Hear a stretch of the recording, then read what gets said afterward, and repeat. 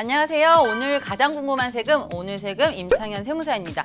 지난주 가장 재미있는 세금 이슈로 서울 아파트 증여거래가 역대 최대치라는 내용을 가지고 왔습니다. 관련 내용 좀 더 자세히 보시죠.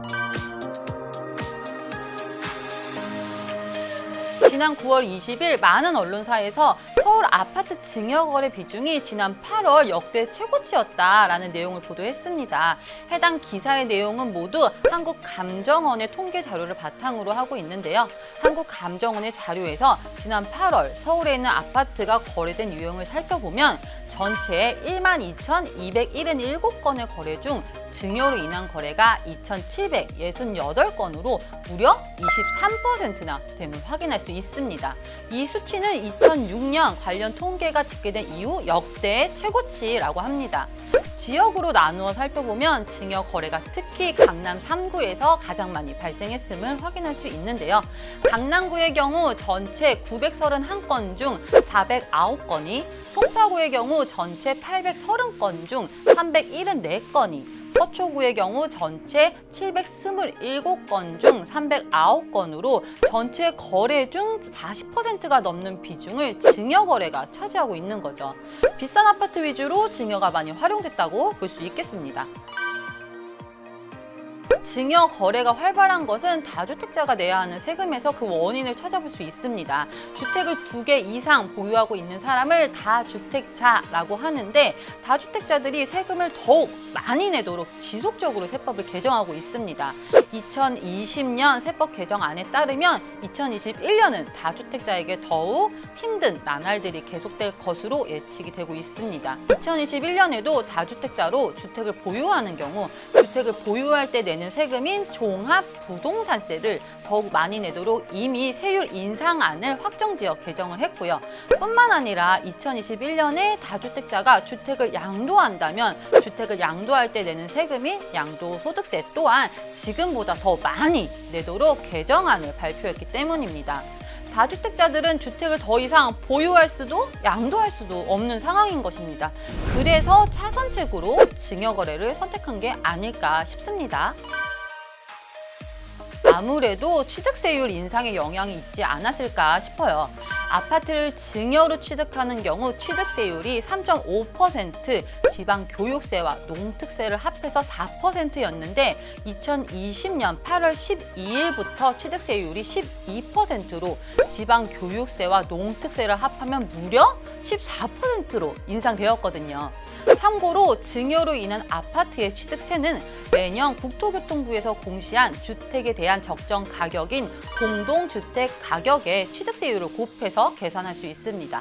시가 10억 원, 공동주택 가격 7억 원의 아파트를 증여로 취득하면 당초 취득세를 7억 원의 4%인 2,800만 원만 내면 되었는데 2020년 8월 12일 이후 내야 하는 취득세는 7억 원의 14%인 9,800만 원으로 인상된 겁니다.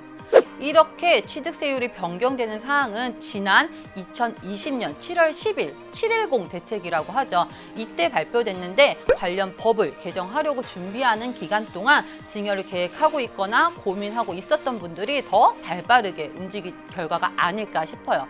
며칠 차이로 취득세 몇 천만 원을 더 내야 하는데 정말 아깝지 않습니까?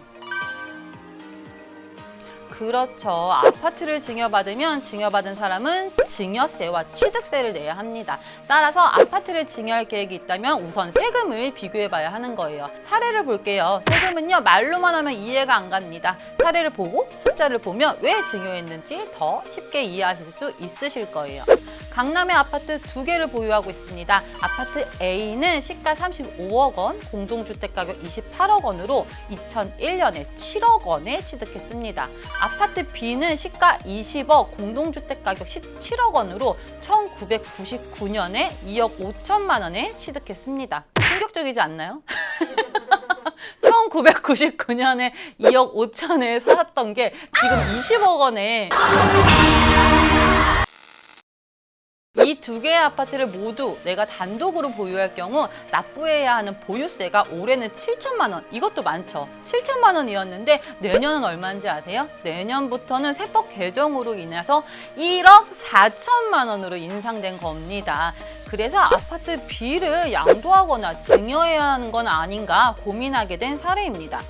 우선 계속 보유한다면 연간 납부해야 하는 보유세가 1억 4천만 원이고, 이렇게 보유하다가 아파트 B를 2021년 6월 이후 시가 20억 원에 양도하는 경우 이때 내야 하는 양도세가 11억 8천만 원으로 계산이 됩니다. 이 양도소득세 금액은 2020년 세법 개정안의 내용대로 모두 개정이 되었음을 감안해서 계산한 금액입니다. 반면 세대분리한 자녀에게 아파트 B를 증여하는 경우 자녀가 내야 하는 증여세는 6억 원이고 2020년 8월 10일 이전에 증여한 것으로 가정했을 때 내야 하는 취득세가 7천만 원으로 계산이 됩니다. 그리고 이렇게 세대분리된 자녀에게 증여해서 나와 자녀가 각각 주택을 한 개씩 보유하게 되었고, 이로 인해 내야 하는 보유세가 연간 4천만 원이 됩니다. 어때요? 자녀가 증여로 내야 하는 증여세와 취득세가 다소 부담되긴 하지만 내가 혼자 두 개의 아파트를 보유하고 있으면서 1년에 내야 되는 보유세만 1억 4천이었는데 이게 증여로 주택 수가 나뉘면서 1년에 4천만 원만 내야 되는 거잖아요. 1년마다 보유세에서 절세되는 금액만 해도 무려 1억 원이 됩니다. 1년에 1억 원이요. 뿐만 아니라 20억 원짜리 자산을 팔아 양도소득세 11억 8천만 원을 내면 얼마가 남죠? 8억 원밖에 남지 않습니다. 이런 걸 돈이 부서진다고 하죠. 여러분이면 어떻게 하시겠습니까? 당연히 취득세도 절세할 겸 8월 초에 증여를 활용하지 않았을까요? 요즘은 특히 부동산과 관련된 정책과 세법이 빠르게 바뀌고 있습니다. 이럴 때는 정책이 어떻게 바뀌는지 세밀하게 살펴서 나한테 유리한 방향으로 그때 절세할 수 있는 방법을 찾아가야 할 것이라고 생각이 됩니다. 8월 초 발빠르게 증여를 활용했던 그분들처럼요.